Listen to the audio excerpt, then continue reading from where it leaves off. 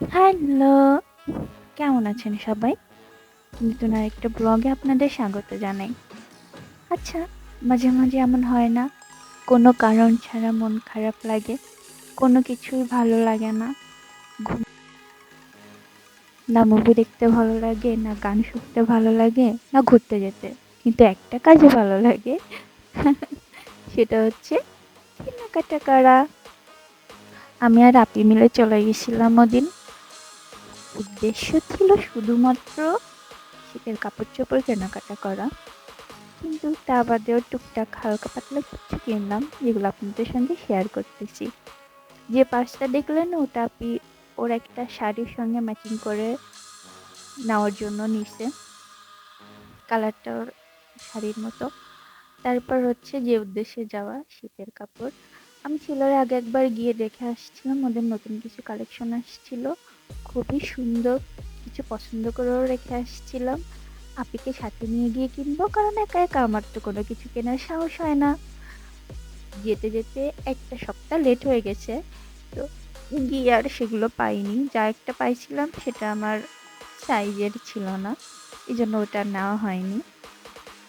এরপরে শালটা নেওয়ার কোনো ইচ্ছে ছিল না, কারণ আমাদের অলরেডি আছে। কিন্তু এইটা দেখার পরে মানে যে কেউ এটা পছন্দ করতে বাধ্য।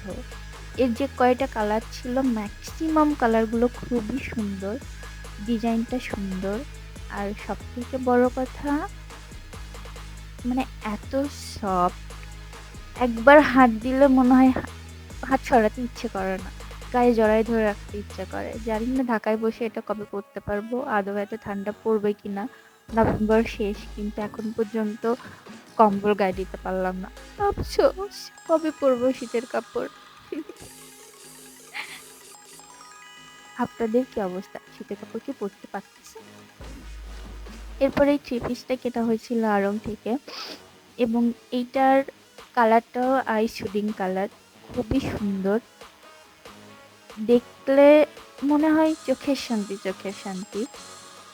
এর বেস্ট পার্ট হচ্ছে এর ওড়নাটা। ওড়নাটার কালারটা যেমন সুন্দর এবং ডিজাইনটা সুন্দর, শান্তি লাগে, আরাম লাগে দেখতে।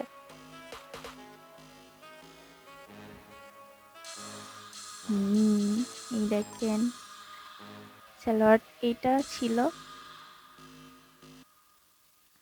আর একটু পরে দেখতে পাবেন ওড়না, এই যে ওড়নাটা।